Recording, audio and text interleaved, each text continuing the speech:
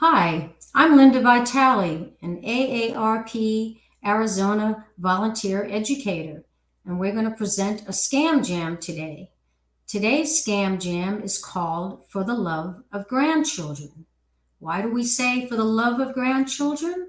Because fraudsters use powerful emotions to get you to do what they want, and love is a very powerful emotion. Grandparents love their grandchildren very much, and they would do anything to help them and protect them. So, this scam, the fraudsters take advantage of that powerful emotion, love. So, here's how it works: an imposter impersonates your grandchild, or they might claim that they're contacting you on behalf of your grandchild.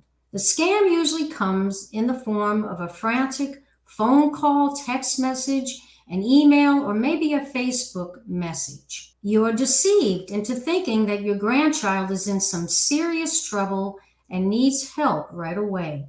The grandchild will need help for various reasons, they will tell you, such as that maybe they need a fine to be paid, a doctor's bill, they might be in jail and they need bail money, or they may be in an accident or just robbed.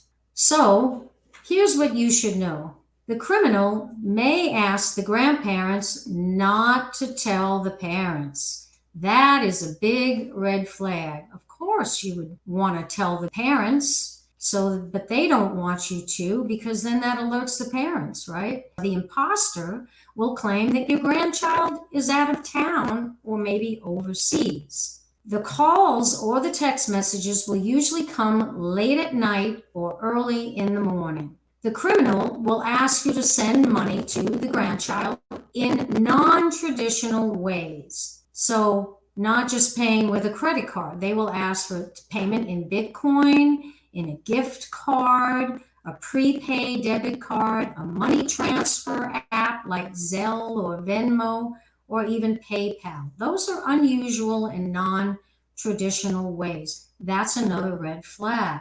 Keep in mind that this scam is also sometimes referred to as the friends and family scam, because it's not only your grandchild who's usually in trouble, it could also be a family member or a close friend, because the imposter poses as that friend or family member. All right, well, let's see. What should you do? Well, the first thing to do is to resist the pressure to act quickly. A scammer will always try to create urgency. That way, you don't have time to think. The other thing you should do is call the parents, even though the fraudster tells you not to, or call the actual grandchild that is supposedly in distress, or anyone else you know who could verify the true whereabouts of your grandchild. Now, here's a really good tip: ask the caller a question that only your grandchild would know the answer to. What did we have for dinner the last time we saw you? Or what did we do together the last time we were together? That would be a question that only a grandchild or a friend or a family member would know.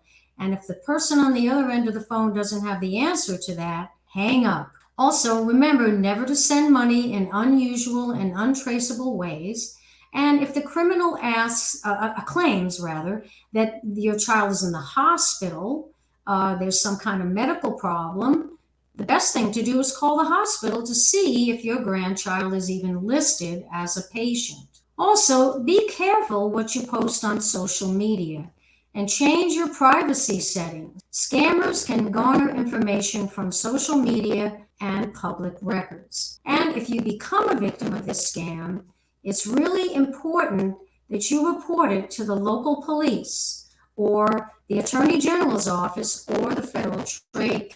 One of the strongest resources AARP has is their Fraud Watch Network. You can visit that website at www.aarp.org/Fraud Watch Network.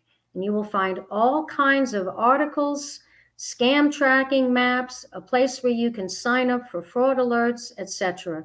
I highly recommend that you visit the site for all kinds of resources and help about the latest scams and fraud.